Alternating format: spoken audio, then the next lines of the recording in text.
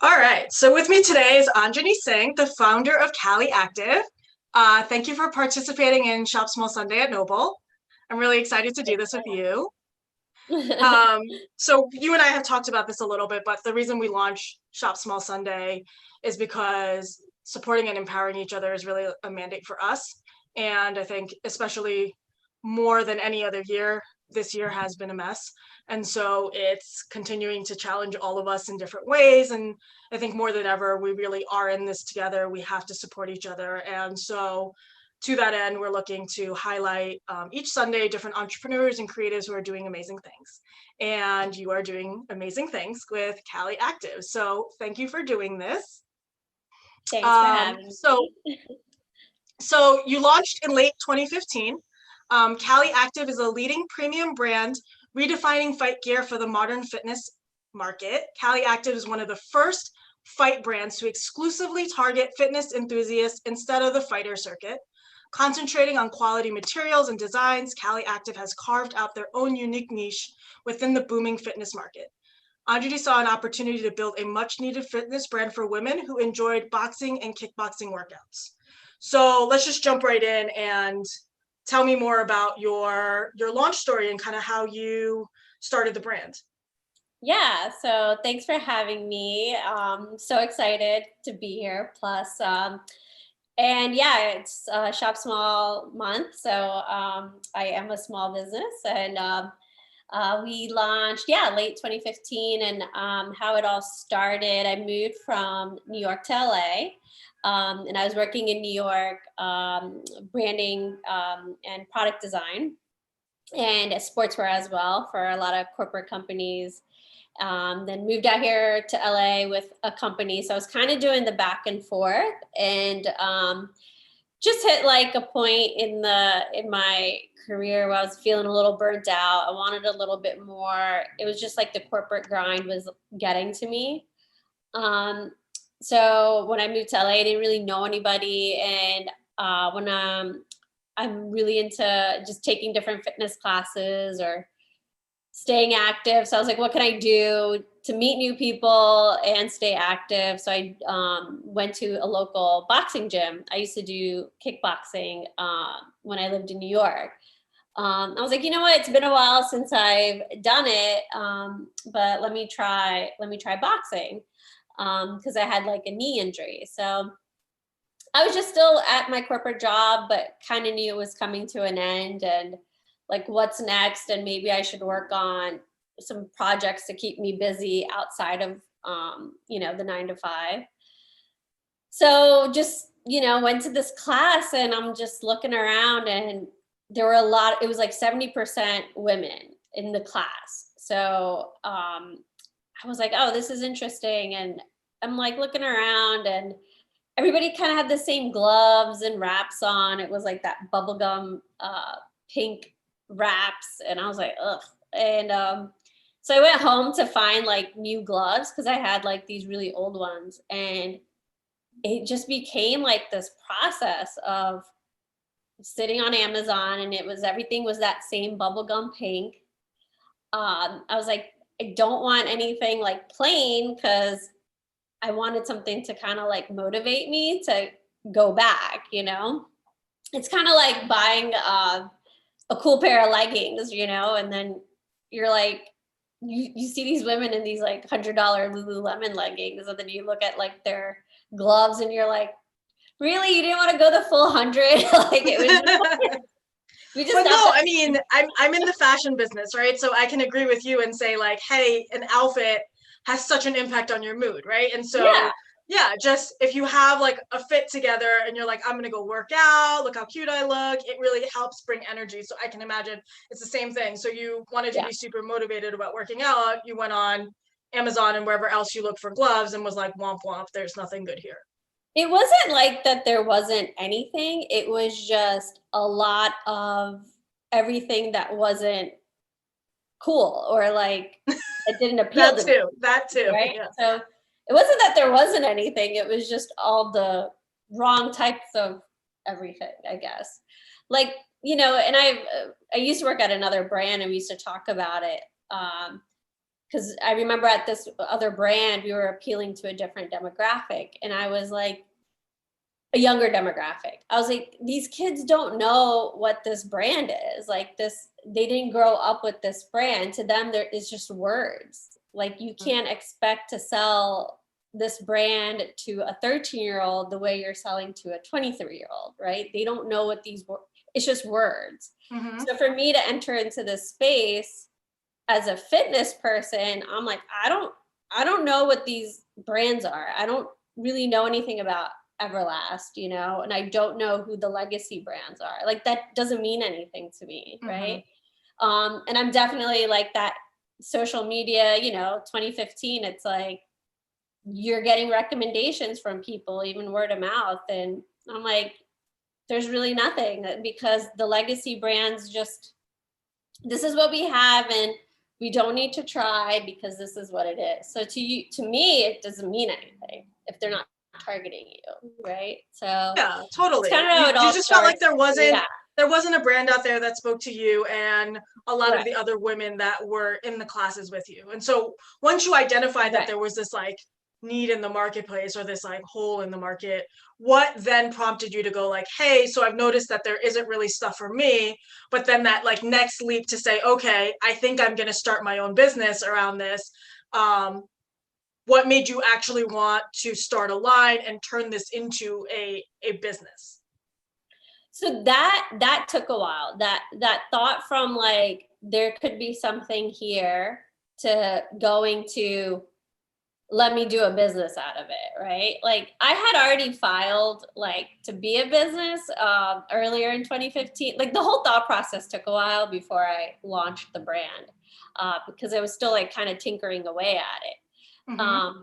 So I think like I think once I had the branding down and then I got like our first samples is when I was like, there's something here.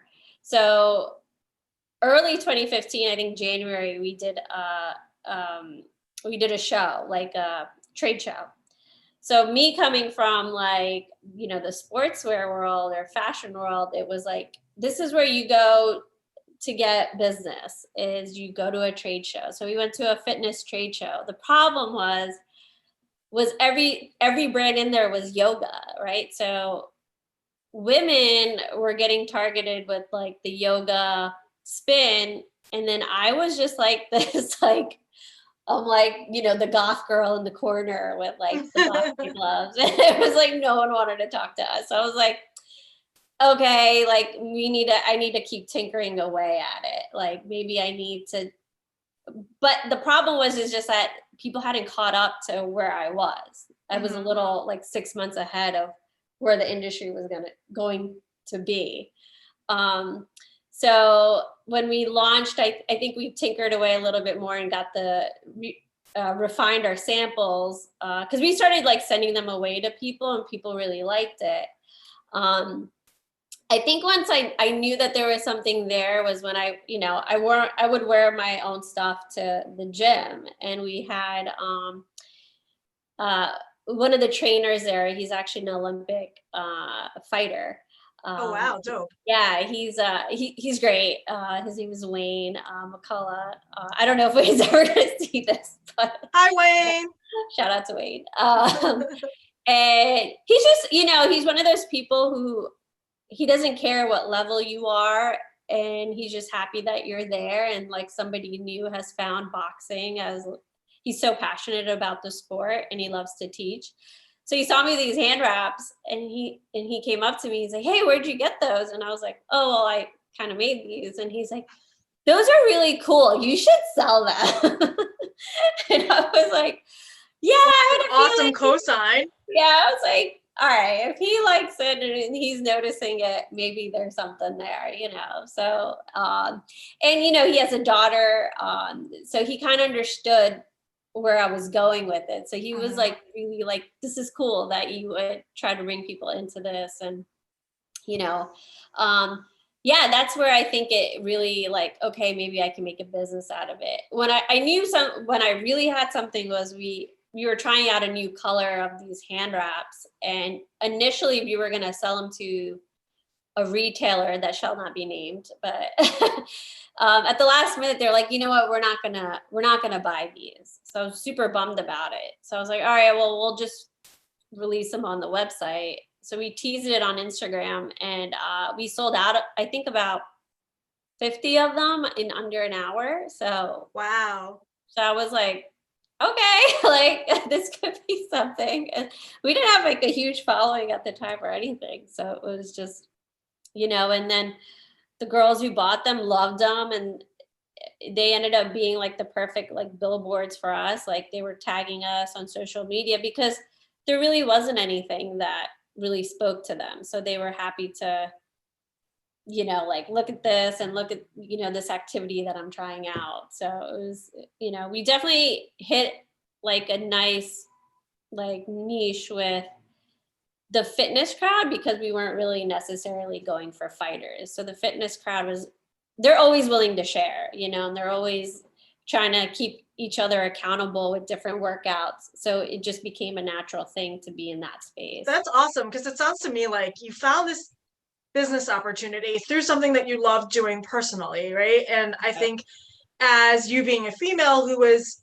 doing it for fun, you saw that it was something that was a lack in like products for women, right? And I feel like a lot of times we run into that where brands are marketing products to women who aren't actually the end user. And so there's a lot of times that there's a huge disconnect. I think you were talking about bubblegum pink quite a bit, right? And so it's like, hey, like I don't hate pink, but it's also not the only thing I like. I happen to be in no pink whatsoever at this moment, right? So just to say that, I think that that's always a great place to start, because it's like, especially female business owners, female founders, there aren't that many. And so, kudos and hats off to you, because I think that that really matters, and it brings perspective and a narrative and and a vision that somebody wouldn't necessarily have because they're not walking, in your shoes. So I think initially though, it wasn't, I'm like, oh, well, I'm going to take this product and just make it, like target women. Like it was just by accident. All I really wanted to do was make something cooler for yourself. for myself. Like it wasn't like, let me just, make this in purple and call it a day. It wasn't ever, and just only target women. It wasn't, because we do have male customers. It's, it's not like boxing gloves are gender neutral. It's not, Sure. It's just that the women gravitated, the people who were like me understood it and gravitated towards it. So that's the same person, that I was designing for. I was like, I can't be the only one that thinks this, so, and that's how it, weirdly enough, I was probably one of the first few to think of it in a very design sort of way, in a driven way. So, yeah. So I know you mentioned like your background is that you've done design work more in like the sportswear end of the industry. And so now that it's your own product, kind of what is your process for designing a collection? Is it any different than what you used to do, or is sort of that workflow very similar? And then like, I guess just in general, like how do you find inspiration when you're ready to design a collection or ready to design a new set of gloves or whatnot? Honestly, it's not that much different from what I used to do. I think the space, it just, I think I've established more of a system, which I think that's really important for anybody who wants to start their own brand. It's like a system that you establish and that you can get your production team on board, right? So I used to design sneakers at one point. So very short time in my career. And a lot of that process is the same from when I designed footwear. It's exactly almost the same from, like, I think a lot about color because that's kind of how it all started, right? Because I was like, oh, I don't want to do bubblegum pink or purple. Like I want to do something else, but as a small business, it's really challenging to figure out,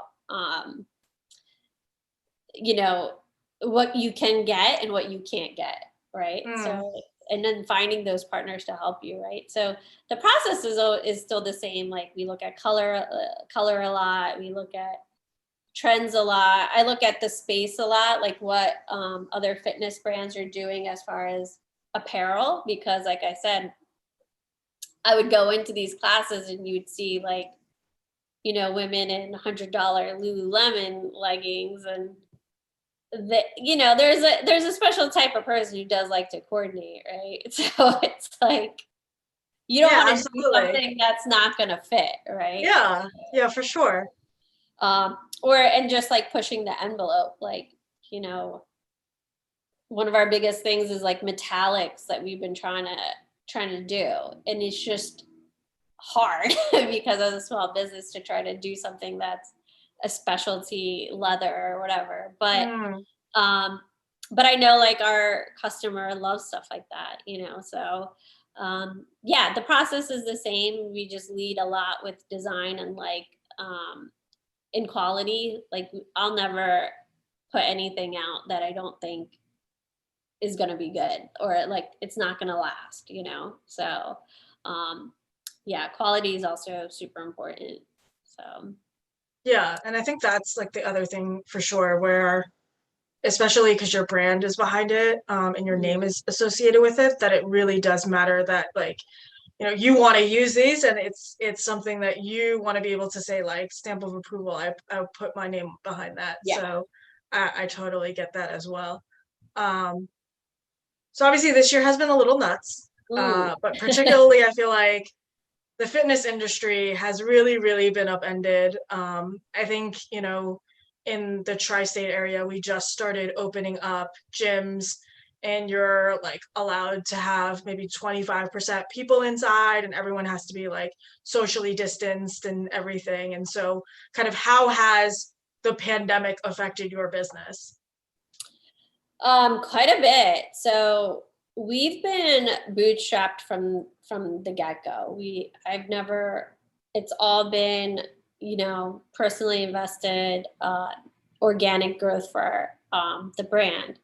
So we were using a lot of so there's two parts of Cali Active. There's a part that people see, like the online, the social media, the stuff that you can buy from our website, all the initiatives that we do, the charity stuff. And then there's behind the scenes, there's another part of the business where we help a lot of gyms and studios with their own product development.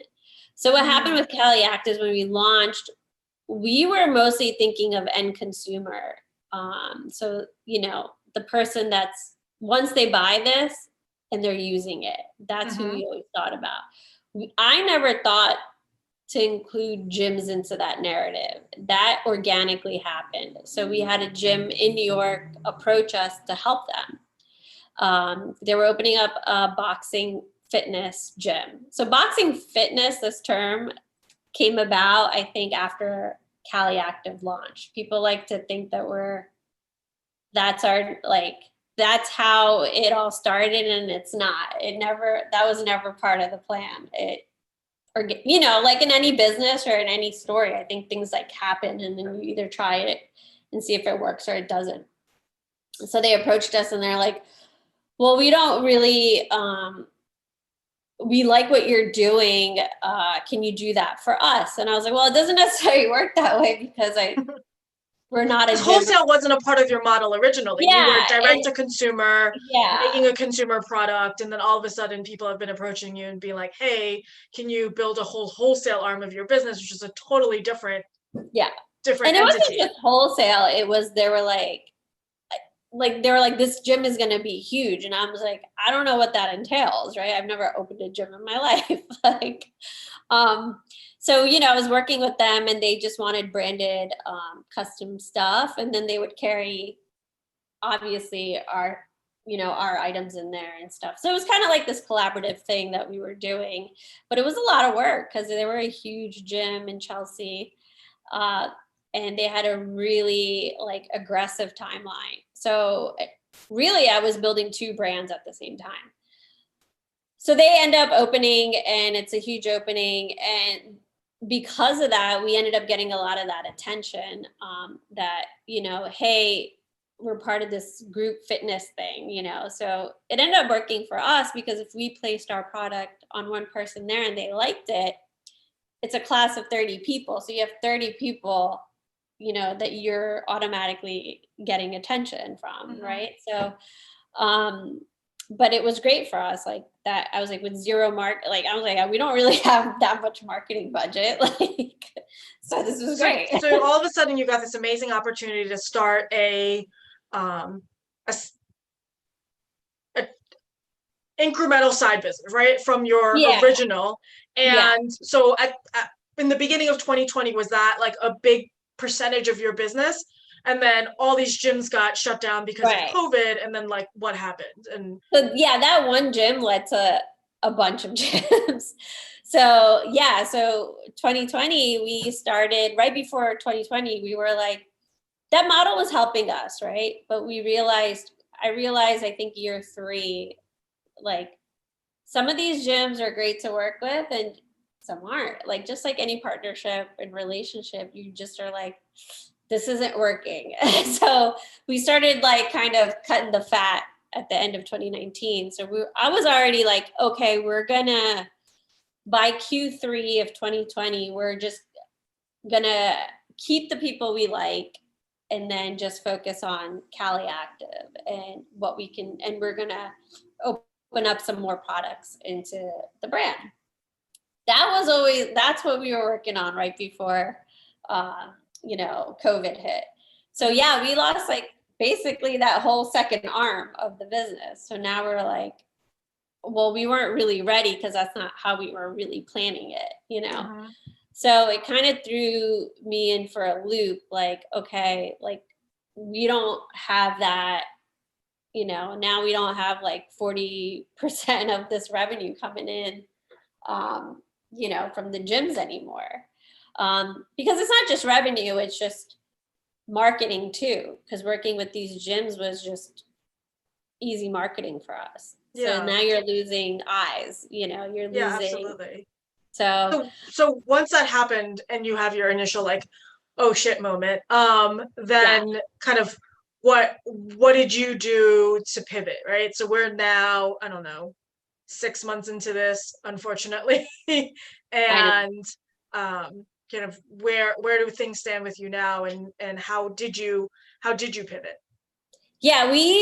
Well, what we did was, we didn't necessarily pivot right away, we just slowed it down. So luckily we had enough to like just buy us some time. So we just shut down a, like, you know, saving money here and there, shut down a few things just to make it through the summer.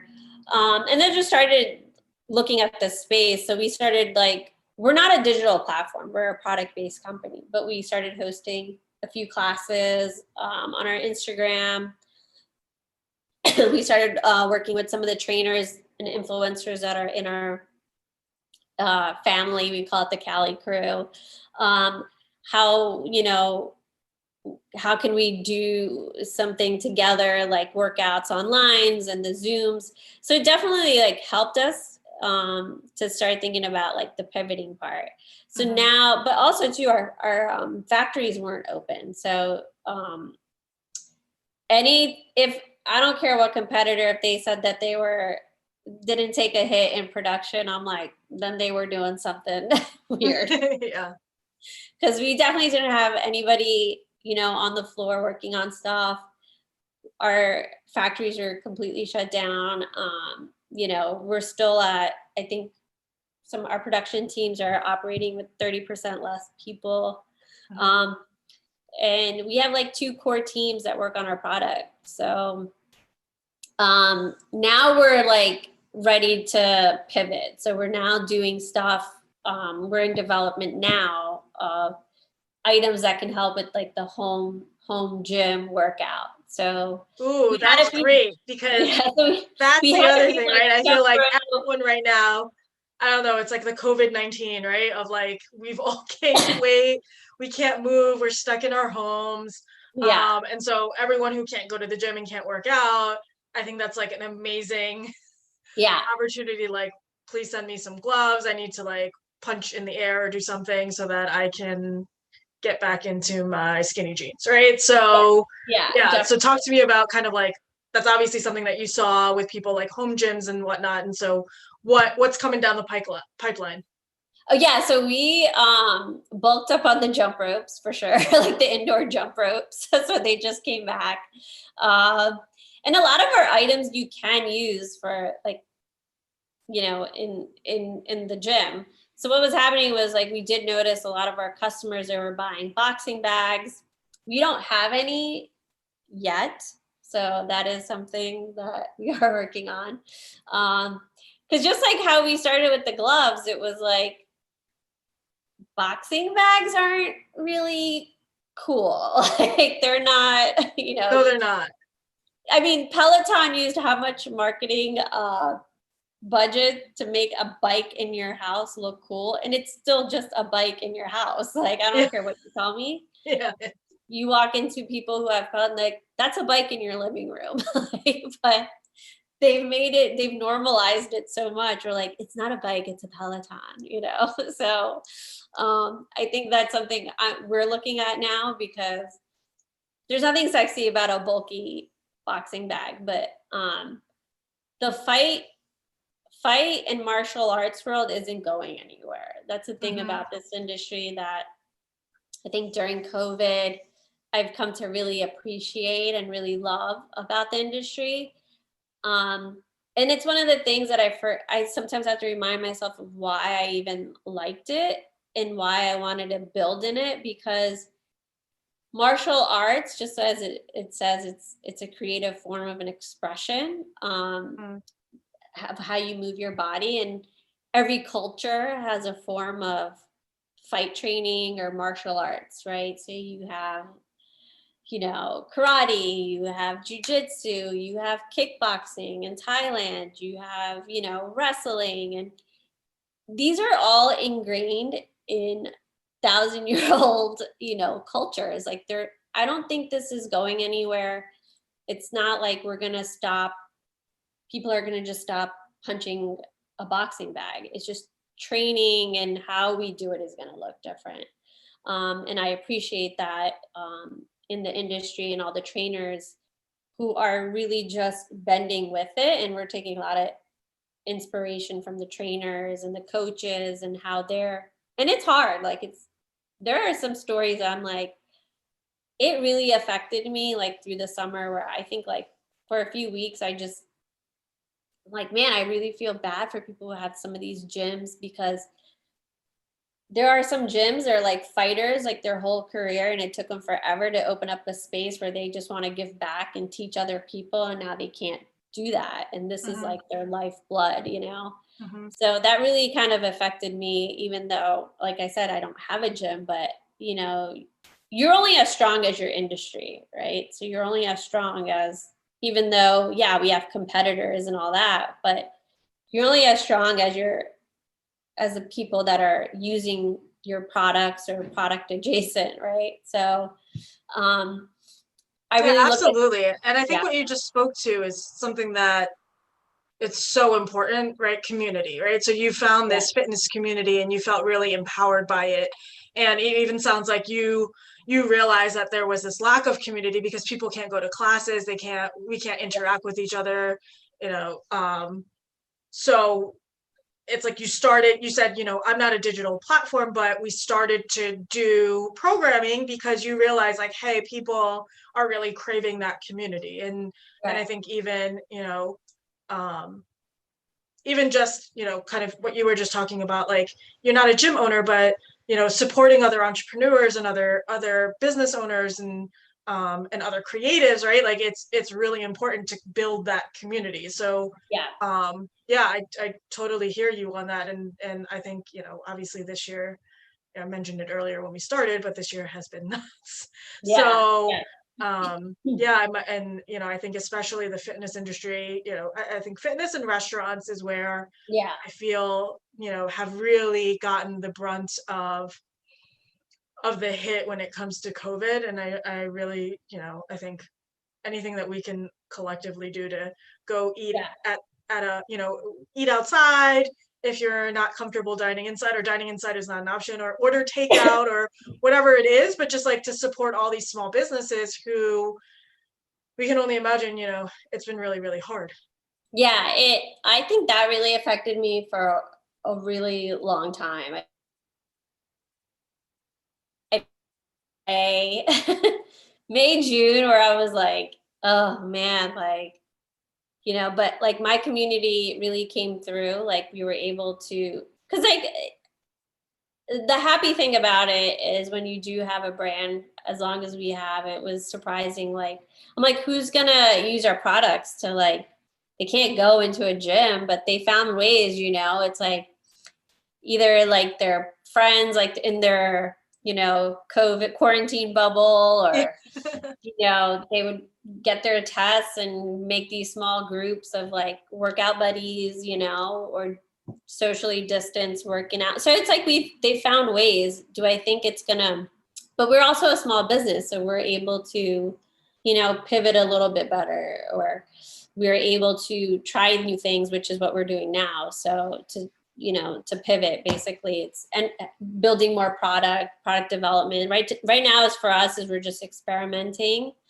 and then bringing people on board to help experiment with us. So we have a new program that it's like a trainer program where it's because we noticed, like, even though you can't go in a gym, trainers are still willing to, like, they'll put on the masks and help you do, hold mitts for you and stuff. So we're like, okay, like, even if it's a group of 5 or 10, like, people are still out there. Like, it's not really going anywhere. So it's just now having to do, how do we reach those people, or how do we tell that story, So that's kind of what we're building now. That's awesome. But So, yeah. I mean, on that note, so you're saying you're experimenting and you're expanding your product line. So, kind of where can we buy stuff? And, what's your social media? What's the website, to share with everyone who is listening, so that we can get the word out there. Yeah, we are caliactive.com. So it's KALI active.com. And you can find us on Instagram, KALI_active. So yeah, Instagram is one of our favorite places. That's how we've pretty much built the brand, is on Instagram. So all the latest stuff gets dropped there. Specials, we're coming out with bundles. People love our bundles. It's just one-stop shop, get all the essentials you need for your at-home gym setup.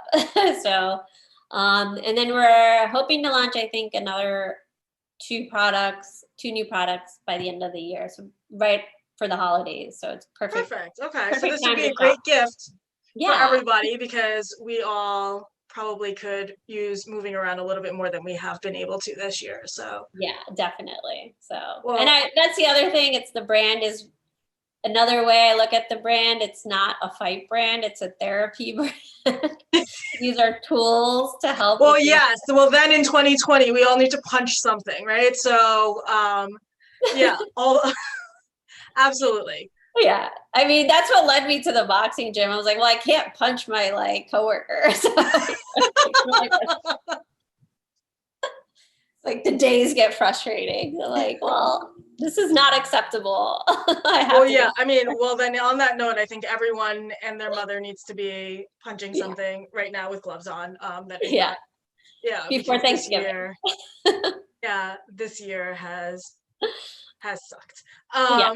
So, well, thank you so much for doing this. This is really awesome. It was really great to hear. Yeah, it was really great to hear how everything happened, and I think,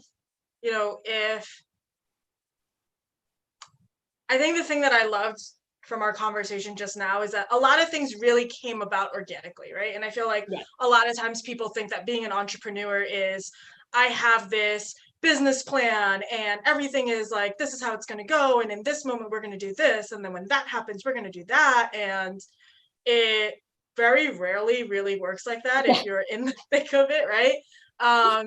And that a lot of stuff is really organic. A lot of stuff is about your tribe, and a lot of stuff is experimenting and figuring it out as you go along, and just making sure that, you know, you're, I guess, smartly experimenting so you don't kind of bet the whole farm, right? So I think those are like really good nuggets and takeaways for all of us, kind of as we think through, you know, what our day jobs are, or our side hustle is, or what we want our day job to be, right? So thank you for sharing that. And thanks for yeah, having and then, me. you know, maybe one day we'll be able to see each other again. I know. And Yeah. everybody stay fighting. You got this. We'll Yeah. get through it. Go Yeah. vote. All right. Well, like I said, thank you again for doing this. Thank And you. Thanks for having me. yeah, and again, if people want to reach out to you, yeah, I would love to tell them, hit you up in DM or whatnot, right? Yes, I have all the tips and tricks and any advice. I'm always here to give it. Awesome. All right. Thank We'll you. talk to you soon. Bye.